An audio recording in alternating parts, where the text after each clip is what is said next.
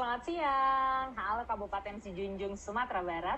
Selamat datang kepada para peserta yang sudah hadir dalam acara literasi digital yang diselenggarakan oleh Kominfo dengan hashtag Makin Cakap Digital. Saya juga akan menyapa narasumber saya yang kedua. Beliau merupakan Sekretaris Dinas Komunikasi dan Informatika Kabupaten Sijunjung, Bapak Puji Basuki SPMMA. Pak Puji, selamat siang. Selamat siang, Mbak Gaby. Sehat ini Pak Puji, ceria. Alhamdulillah. Menyambutnya ceria untuk siap berbagi untuk rekan-rekan semua ya Pak.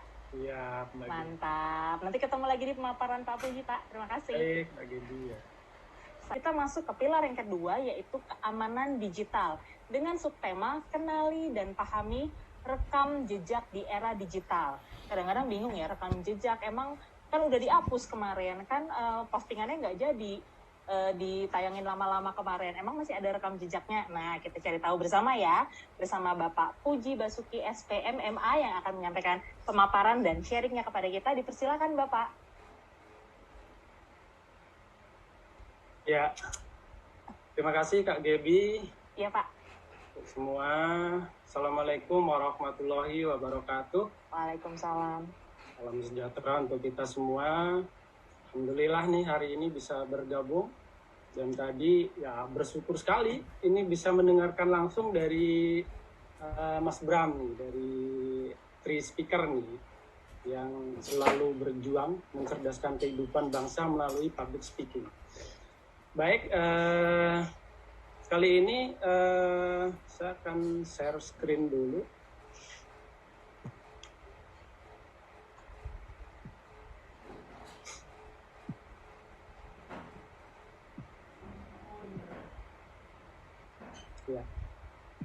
Ya, ini.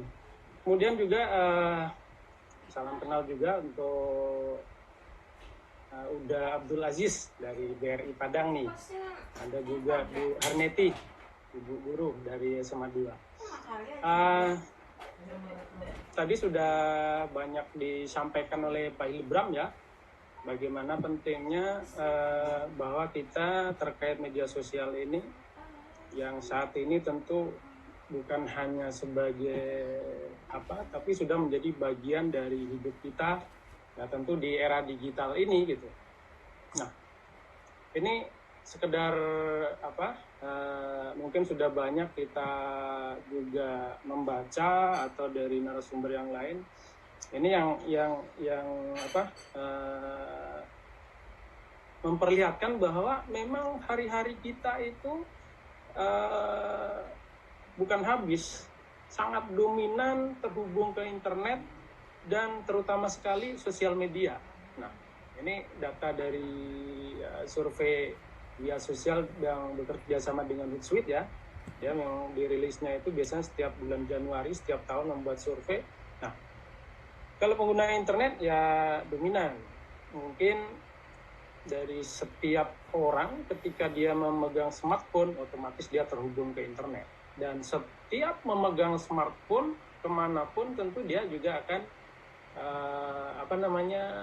selalu mengakses media sosial. Jadi kalau coba dihitung gitu rata-rata orang Indonesia itu hampir 13% hidupnya itu mengakses media sosial gitu ya. Kalau di data survei bulan Januari itu 3 jam 14 menit. Nah, artinya apa? Ya, yang dulu komunikasi itu hanya bisa dilakukan dengan ya katakan ketika smartphone belum begitu dipegang oleh setiap orang, ya paling SMS, video call ketika sudah ada internet. Nah, ketika smartphone sudah menjadi bagian dari setiap individu, bahkan mungkin sepertinya kalau kita lihat mungkin sudah ada yang mulai menganggap bahwa istri pertamanya itu smartphone gitu. Nah, kenapa begitu? Ya, kalau misalnya istrinya ketinggalan gitu ya, mau pergi kerja atau ketinggalan, ya mungkin bisa dikasih tahu, nanti naik ini aja lah, naik Gojek, naik Grab.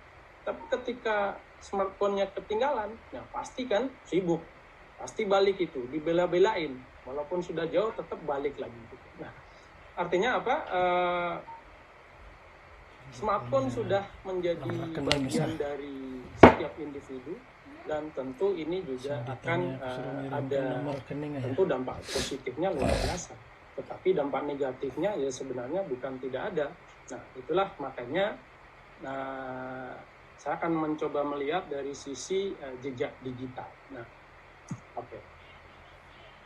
Nah, misalnya, nah ini dalam aktivitas kita sehari-hari, ketika kita memegang smartphone, tentu banyak sekali aktivitas digital yang kita lakukan. Nah, baik itu membuat status, like sebuah postingan, memfoto, kemudian men-share sesuatu, mengkomen dan sebagainya, kirim email.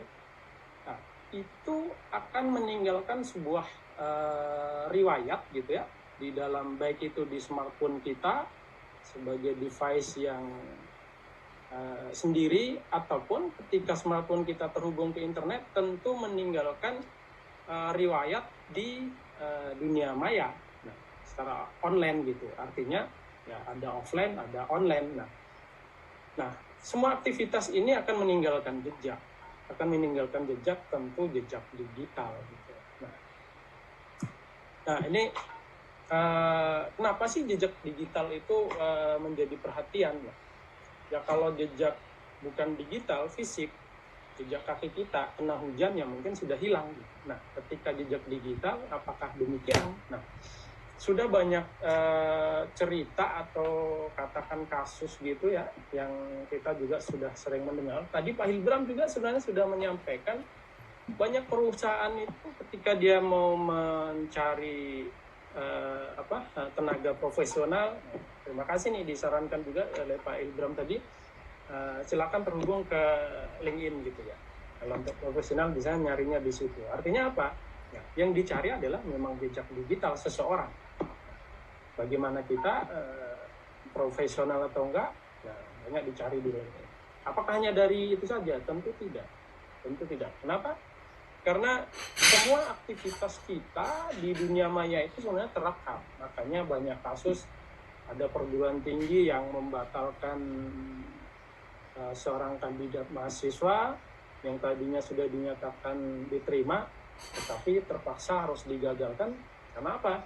Karena ada jejak digital yang negatif, yang ya banyak hal yang negatif, baik itu terkait SARA, terkait rasis, terkait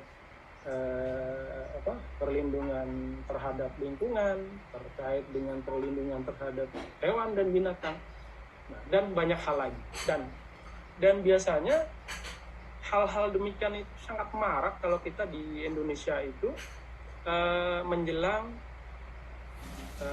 pemilihan legislatif maupun pemilihan kepala daerah atau presiden. Itu marak sekali itu, saling berebut mencari. Nah, mencari ya tentu menjadi upaya untuk mengunggulkan dirinya ya, dan mencari celah dari kandidat yang lain. Nah, itu marak sekali ketika proses-proses pemilu dan sebagainya kayak bertarung gitu.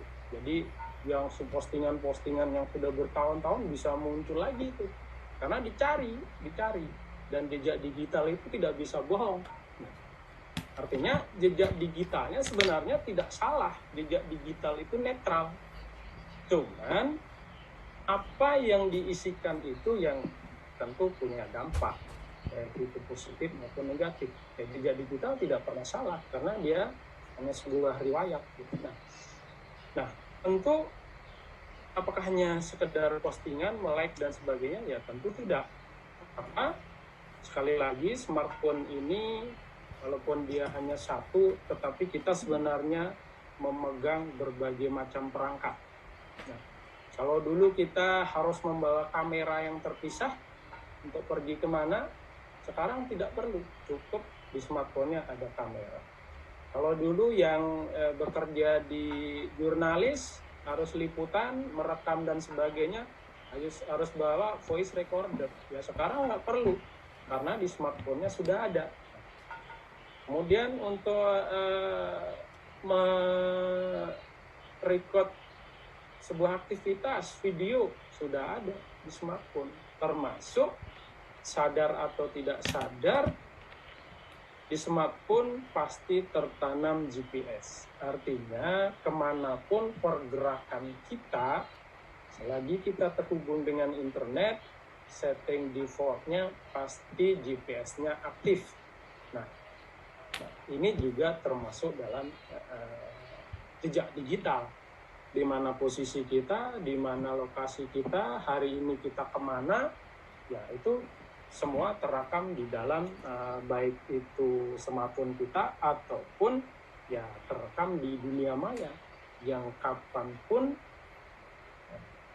tidak akan pernah hilang. Baik, nah mungkin tadi saya sudah menyinggung juga, ya artinya kan semua aktivitas kita di dunia maya maupun di gadget kita, di device kita, selagi kita menggunakan layanan digital, pasti akan meninggalkan jejak. Inilah yang jejak digital. Nah, ya banyak. Ketika kita membuat akun gitu ya, ke sebuah layanan digital, baik itu sosial media, kemudian marketplace atau online shop, kemudian survei tertentu dan sebagainya. Nah, pasti itu membuat akun biasanya diikuti dengan membuat password, pasti termasuk. Nah, ketika membuat akun, ya berarti kita mengisikan sesuatu terkait dengan ya minimal data diri kita, nama, kemudian jenis kelamin, termasuk kadang-kadang sampai nomor induk kependudukan. Nah, termasuk juga semuanya pasti kita pernah mencari sesuatu menggunakan search engine gitu ya, layanan pencarian. Nah, search engine apapun pasti akan memberikan jejak digital apa yang kita cari. Kalau yang paling populer mungkin dengan Google Search ya. Belum itu zaman dulu ya ada Yahoo, ada Bing dan sebagainya. Nah, apa yang kita cari itu semua terekam. Nah, kalau di Google itu ada namanya history Google. Nah, apa yang pernah kita cari, ketikan, apa yang pernah kita buka, semuanya terekam di Google. Nah, permasalahannya hampir setiap orang, apalagi yang menggunakan Android, bisa dipastikan pasti mempunyai akun Google. Nah, karena Android punyanya Google gitu ya. Nah, artinya identitas kita sebenarnya semuanya sudah ada di Google. Nah, begitu juga dengan mesin pencari yang lain. Nah, kemudian tentu kalau di sosial media, status kita men-like apa, kita men-share apa, kita mengkomen apa, kita membuat story apa ya, itu akan terekam. Nah, makanya kalau misalnya kita pernah mencari sebuah produk gitu ya, katakan di online shop, banyak baik itu di lokal maupun yang bukan gitu ya. Misalnya kita sebutlah salah satunya kita mencari di Bukalapak, katakan kamera Sony gitu ya. Nah, langsung di list. Nah, setelah itu coba kita buka akun sosial media kita, terserah mau IG atau yang lain, Facebook dan sebagainya. Pasti akan banyak muncul promosi produk-produk itu. Nah, kenapa? Nah, karena sebenarnya kita sudah meninggalkan jejak tentang sesuatu di dunia digital. Nah, itu saling terhubung, dimanfaatkan oleh penyedia layanan digital lainnya untuk memberikan informasi kepada kita. Nah, selain itu misalnya kita mengunjungi website tertentu, nah pasti juga ketika dia layanan itu menggunakan username dan password, tentu username dan password kita juga akan direkam dan itu juga akan tercatat di situ dan bisa jadi akan dimanfaatkan oleh pemilik layanan tersebut untuk hal-hal yang lain. Nah, Makanya kita harus hati-hati juga, beberapa website itu ketika kita buka itu memberikan pertanyaan gitu ya, bahwa dia akan mengambil cookies. Nah, cookies itu kan sebenarnya data juga, sepenggal data tentang akun kita ya diambil gitu. Nah, ini juga hati-hati, memang hati-hati. Tidak seluruh yang meminta cookies harus kita setujui. Nah, pastikan dulu website ini terpercaya atau enggak, Anda sebelumnya sudah pernah atau tidak. Kalau meragukan ya ditolak saja. Nah, apa guna cookies? Ya tentu sebenarnya banyak gunanya, baik bagi kita pengguna layanan ataupun bagi yang pemilik layanan. Bagi kita setiap browser ketika cookies, baik itu chat atau cookies ya, itu kan tujuannya untuk mempercepat. Ketika kita membuka website itu kembali, selama website itu belum diupdate atau update-nya tidak keseluruhan, kita akan lebih cepat dibawa untuk membuka itu dengan mengambil data cookies kita, data cookies yang sebelumnya sudah tersimpan. Nah, kan tetapi sekali lagi kita harus tetap bijak, kita pahami dulu website atau layanan itu ketika meminta cookies. Kalau memang kita percaya dan tahulah gitu ya, website ini kalau meragukan ya jangan, kita tolak saja. Nah, kemudian apakah jejak digital hanya di dunia maya? Tentu tidak. Kondisi kita offline di perangkat kita akan meninggalkan histori. Kalau di browser ada namanya chat, ada namanya file temporary, dan itu bisa dibuka. Makanya ya memang menjadi harus sangat hati-hati ketika kita katakan meminjamkan device kita, perangkat kita, tidak harus handphone, laptop, dan sebagainya. Ya, pastikan kita hanya memberikan kepada orang yang kita sudah percaya. Pak Puji, ya. Mohon izin mengingatkan waktunya 3 menit lagi. Baik, terima kasih Pak. Terima kasih Mbak Yudi. Nah ini, sebenarnya untuk apa jejak digital? Ya pasti, tadi udah disinggung Pak Bram juga.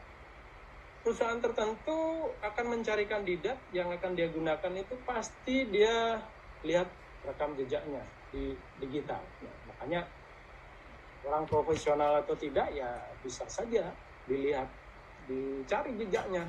Kemudian dia sebenarnya ada perilaku yang kurang baik atau enggak, dicari. Kemudian juga terkait dengan perilaku konsumen. Nah, tadi disampaikan sekali kita pernah membuka YouTube misalnya mencari video tertentu, di berikutnya ketika kita membuka YouTube kembali akan banyak dimunculkan yang terkait seperti yang dulu kita cari gitu. Nah, termasuk misalnya di layanan online shop juga begitu.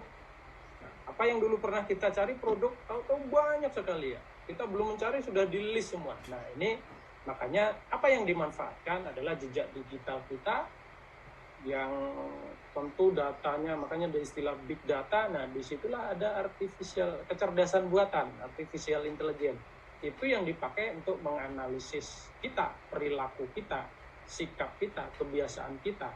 Dan itu ya, nanti kaitannya mungkin dengan, kalau ini yang mencari lebih cocok dengan iklan ini, karena yang sering dicari ini. Kemudian juga ada untuk mempersonalisasi pelayanan ya kayak di YouTube tadi. Kita akan, kalau kita pernah mencari produk tertentu, mungkin iklan yang di YouTube itu yang terkait dengan produk sejenis gitu. Nah, ini kan sebenarnya memanfaatkan jejak digital kita. Oke. Ya, kenapa harus hati-hati?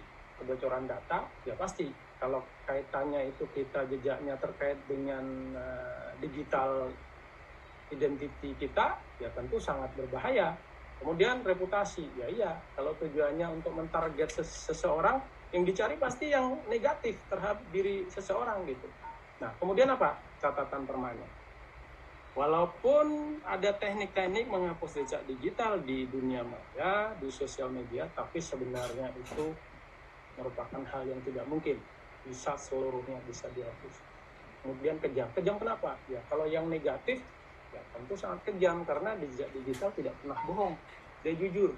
Yang jelek dia katakan jelek, yang baik dia katakan baik. Nah, kalau yang jelek kebanyakan, tentu menjadi sesuatu yang sangat tidak bermanfaat bagi yang mempunyai jejak digital. Nah, kemudian terakhir, tentu harus kita kelola supaya kita tidak terjebak dengan jejak digital yang negatif. Nah, yang pertama kita cari tahu ya, sekali-sekali coba kita search di search engine nama kita gitu ya.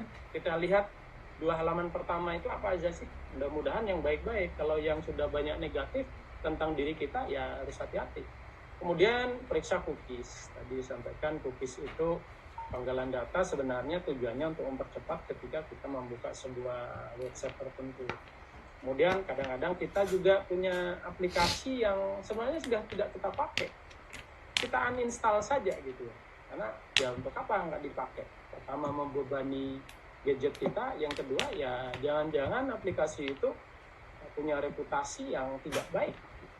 Kemudian ya update OS dan antivirus jelasnya. Kemudian kita mengatur privasi. Tidak seluruh yang kita posting harus untuk publik. Nah, kalau rasanya hanya untuk privasi ya kita setting private gitu ya. Private. Nah, tujuannya ya memang untuk diri kita saja. Kemudian apalagi ya Sandi ini selalu mengingatkan kalau perlu gunakan verifikasi 2 langkah dan sebagainya. Dan yang paling penting adalah kita posting hal-hal yang positif di sosial media kita. Akhir, mari kita bangun jejak digital positif. Nah, kita kurangi yang negatif. Yang positif seperti apa? Ya, disampaikan dengan sangat jelas tadi oleh Pak Bram. Mungkin itu di kesempatan kali ini. Terima kasih. Mudah-mudahan kita semua menjadi pengguna sosial media yang positif. Jadi, wassalamualaikum warahmatullahi wabarakatuh. Saya kembalikan ke Kak Gedi. Terima kasih Pak Puji, kita kembali diingatkan mari bangun jejak digital yang positif. Tadi sudah diberikan tips-tipsnya juga oleh Pak Puji tentang kelola jejak digital. Ini kalau update OS dan antivirus nih rasanya mungkin sering ya, karena kadang-kadang suka ada remindernya gitu. Cuman hapus aplikasi yang tidak dipakai ini Pak. Ya udah, kalau nggak dipakai ya udah nggak dilihat-lihat, jadi mau dihapus juga bingung gitu ya Pak ya. Nah, yuk mari kita bangun jejak digital yang positif. Tadi sudah diberikan pesan-pesan, mari kita posting hal yang positif dan lain-lainnya tentang perangkat sandi, atur privasi di perangkat.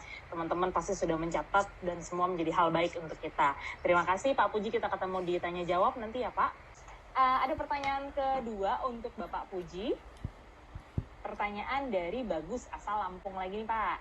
Saya bacakan pertanyaannya ya Pak Puji. Meninggalkan jejak digital merupakan suatu hal yang tidak bisa dihindari saat ini. Bagaimana Pak solusi jika sudah terlanjur nih Pak memberikan mengenai informasi lengkap mengenai data diri? Salah satunya dengan membuat portfolio online di sebuah aplikasi online. Terima kasih. Silakan Pak Puji. Iya, sebelum dihapus. Tadi ngerekord itu putus-putus. Betul. Nggak kuat laptopnya. Jejak digital sebenarnya prinsipnya iya nih, tidak bisa dihapus ketika kita sudah meninggalkannya di dunia maya. Nah, yang disampaikan Mas Bagus, apabila sudah terlanjur, nah sepanjang yang terlanjur ini positif tentu tidak ada masalah. Justru itu akan menjadi katakan personal branding kita gitu. Nah, itu tentu akan memberikan manfaat kepada kita. Nah, permasalahannya kan banyak juga itu yang sudah terlanjur konten dalam arti kata jejak yang negatif itu sepanjang itu di akun kita ya tentu sebisa mungkin segera kita hapus. Nah, walaupun sebenarnya kita hapus pun tidak menjamin di akun yang lain ketika itu katakan sudah di-share oleh orang, like oleh orang, tentu tidak akan bisa hilang semuanya. Ya sekurang-kurangnya akan mengurangi. Makanya perlu juga kita sesekali waktu kita coba review lagi status-status kita, terutama sekali di sosial media ya. Kita review yang lama-lama. Nah, permasalahan kadang-kadang memang ada beberapa akun yang kalau istilah Mbak Syafira tadi ada akun bangke gitu. Banyak kejadian itu, banyak ibu-ibu yang bangga gitu. membuatkan akun sosmed dalam arti masih di bawah umur. Iya. Misalnya sesuai persyaratan dari penyedia layanan sosmed itu tidak bisa. Nah, Iya. hal ini kalau memang sudah terlanjur ya pastikan kita sebagai orang tua menguasai sepenuhnya, menghandle sepenuhnya akun itu. Iya. Jika ada perubahan apa di akun itu harus kita tautkan dengan akun kita. Jadi kita bisa mengontrol sepenuhnya. Kalau ada hal-hal yang negatif segera kita bisa hapus. Nah, Betul. Juga membuatkan akun sosmed anaknya di bawah umur, habis itu kita tidak bisa pegang kendali akun itu.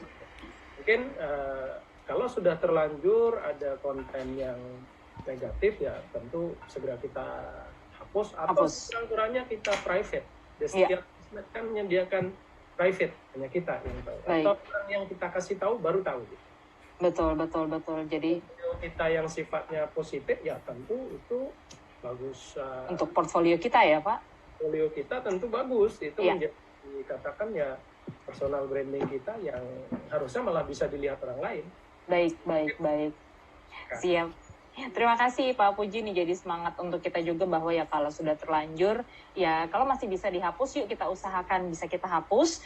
Kita cari tahu lagi nih karena setiap aplikasi memang beda-beda ya Pak ya settingannya gitu atau kebijakannya, tapi kalau itu baik ya sudah biarkan itu jadi portfolio yang baik. Terima kasih Pak Puji, jadi semangat dan motivasi nih untuk kita semuanya untuk menciptakan sesuatu postingan yang baik dan bijak ketika di media sosial.